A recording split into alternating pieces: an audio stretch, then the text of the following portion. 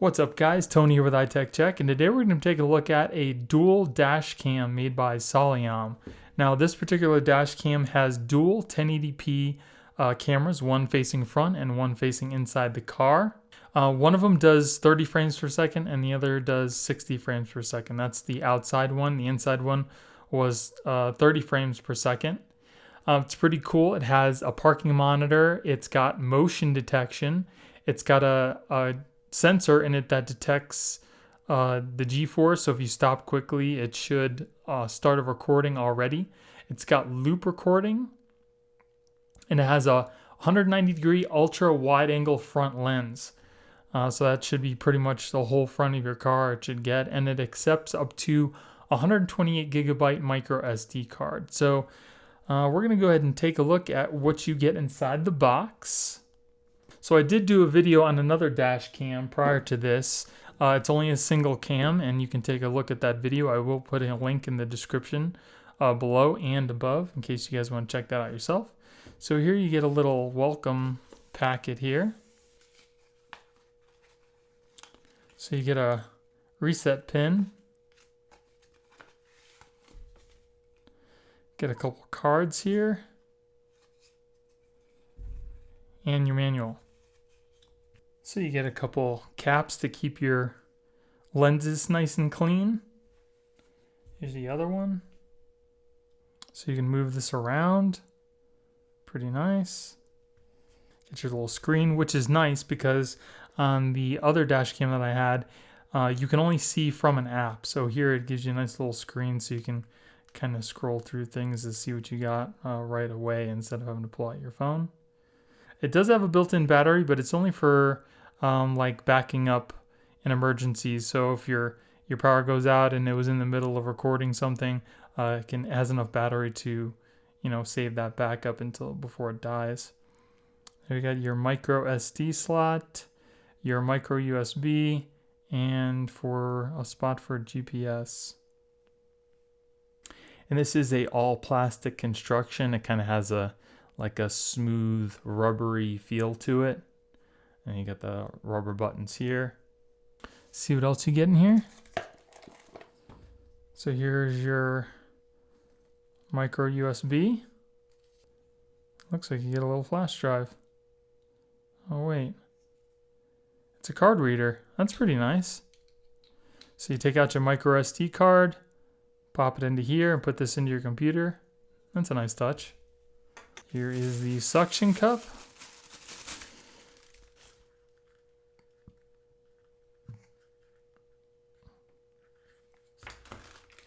And then your power adapter. Here's your power adapter.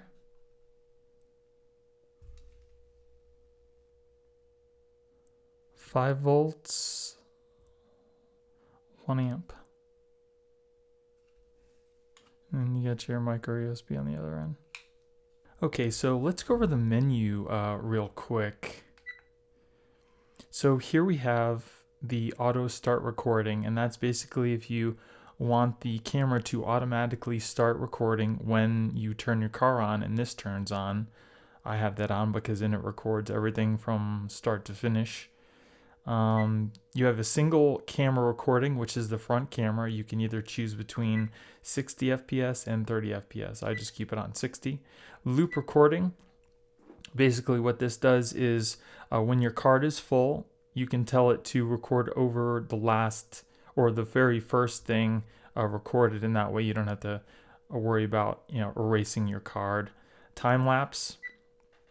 That's when you turn this on, you have the option to do 4 hours, 8 hours, and 12 hours. And basically what it does, from the moment you turn it on till the moment you turn it off, it records 1 frame per second little snippets. And it creates a very quick time lapse of however long you have your camera on. And that does not turn off when the camera turns off. That only turns off when you turn it off. So if you had it on for 4 hours and you only drove around for a little bit and you turn the car off, the next time the camera turns on, this will turn on as well. So you have to remember to turn it off if you don't want it. G sensor, that's basically the sensor inside the camera that detects like quick motions, like if you're to slam on your brakes or if somebody would hit your car, that jerk would make the camera record an event. I always set that to high, but like again, you can set it to wherever you like. Parking monitor. This only works if you have constant power to the camera, because if it's off, or the receptacle you plug this into turns off when your car turns off, then the camera will also turn off too. So to use the parking monitor, you have to have a constant on power source. And basically what this does is the camera stays on, and if something hits your car or jerks the car or something, it automatically starts recording the event. Motion detect, same thing. You need a constant power source for this. When your car is sitting somewhere, it will record when it detects any kind of motion. Works really well. I have like a little snippet here that you could see, but I do like the motion detect, because that, if somebody hits your car or anything like that, you can see, exactly what happened at that moment, because it's got a screen on it for you to review. GPS, that's an extra piece. It doesn't come with the GPS. As you can see, there's like a little plugin for it, but it does not come with that piece. Exposure, you can set, if you want the exposure to be, higher or lower, and these are the settings that you have. Playback volume, that's pretty self-explanatory. Auto LCD off, so when your car turns on, the screen will turn on for 1 minute and then turn off for, after the 1 minute, or you can set it to 15 seconds, 30 seconds, or off. Auto power off, you can set when the car turns off, it turns off after 15 seconds, 30 seconds, or a minute. Date stamp, you set your time and date. Language, light frequency 60 or 50 hertz, or auto. You can format your card or restore to default settings. Here you have your SD info. I have a 64 gigabyte card in there right now, and there's 37 gigs free. And then you have the dash cam system info. Another nice feature is if this records an event, it will lock that file. So if you do go to format the card or something like that, it won't delete those files, which is great, because how many times you went to go delete something that you didn't mean to. And it also has this manual lock button here to lock videos that you would like to lock.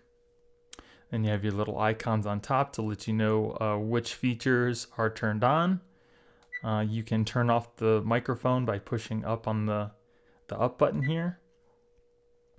If you hit the M, it'll take you into like a photo mode, and you can take pictures just by hitting the OK button. You hit it again, and it takes you to your photos, videos that you have stored inside the camera that you can watch. You can also delete just a single one or all. You can protect all of them. And then if you want to switch over to just the front cam, you just push down while you're not recording, and it'll switch to the front camera. Push it down again, and it'll switch to the one internally looking at the cabin. Push it down again, and it goes back to the split view. So that's pretty much it for the menu. I'm going to go ahead and hook this up in my car and let you guys see what the video quality looks like. So here's a little sample of what the split view looks like during the day while there is some sunlight out.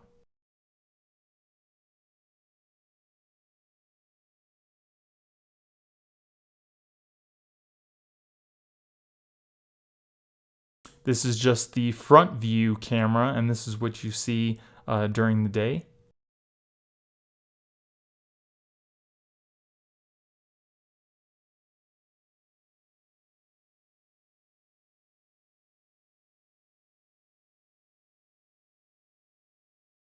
Here's a view of just inside the cab. One thing you have to remember is when you're recording just inside the cab, it does not record voice or sounds.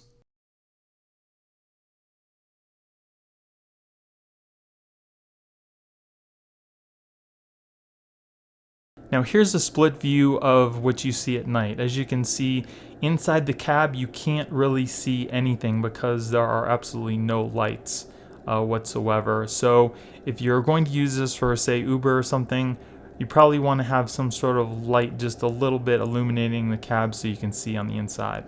And I also have the exposure set to 2.0, the highest it'll go. And then here we're coming under a little bit of light from the street lamps. You can see a little bit in the car, but as far as the back seat, you really can't see too much.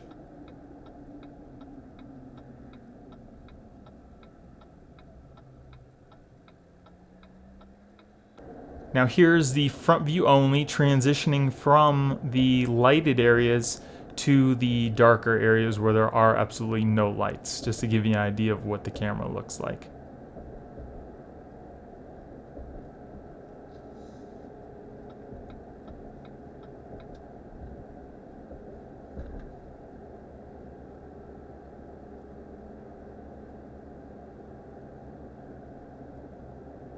And then here's a sample of the inside only and what it looks like in the dark and what it would look like if you had your inside cabin lights on.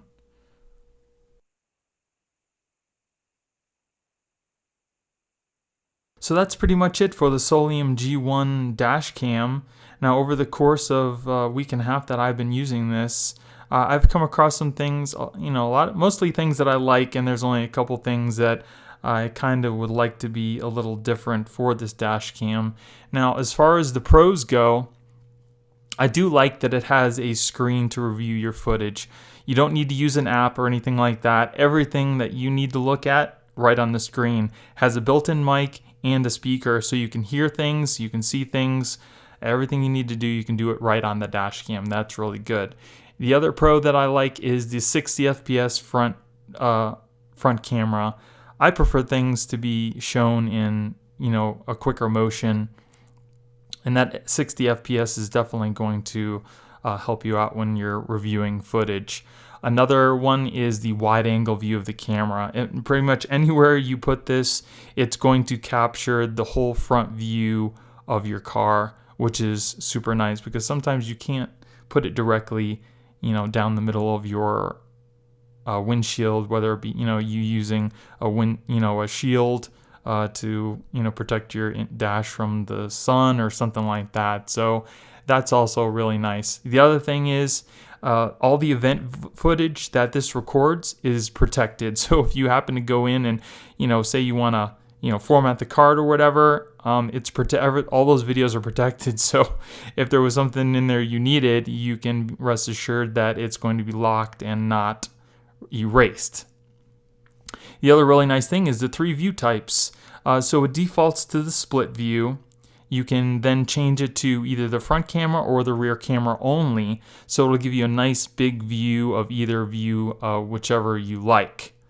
The other really nice thing is the motion detection. So if you want to have your car, watched after while you're in the store or something like that, it can do that. It's got that motion detection and it works really well. The only thing is you need to have power going to this all the time, and they do have kits that you can hardwire this into your car so it gets constant power and not just when the car is on.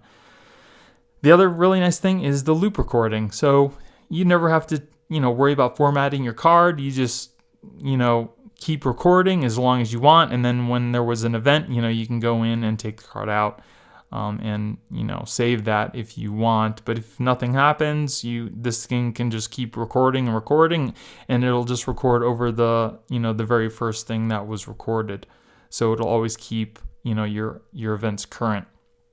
Now, a couple of things that I don't particularly like is the inside camera can't really see anything if your cab is dark, as you saw in the video. If there's no light whatsoever, you're not going to be able to see anything inside the cab, which is not really conducive if you're going to use this for, say, Uber or something at night. It would have been nice if there was some sort of infrared camera, but of course that's going to up the price of the camera. But it does work really well during the day while there is light, so that's one thing to think about. The other thing is, for me, I just like the front camera view, and every time you shut your car off and this turns off, it defaults back to that split view, and then you have to, change it back to just the front view if you want. But that's just me. That's just, my con. I kind of wish it would stay on the last view that you left it, but this may not concern you. So other than that, it's a pretty nice camera. I will be putting a link in the description in case you guys want to check this out yourself. So I hope you guys enjoyed the video. If you did, give me a thumbs up. Don't forget to subscribe and hit that little notification bell to let you know when I put out new videos. Thank you guys for watching. I hope you have a great day, and I'll see you in the next one. Later.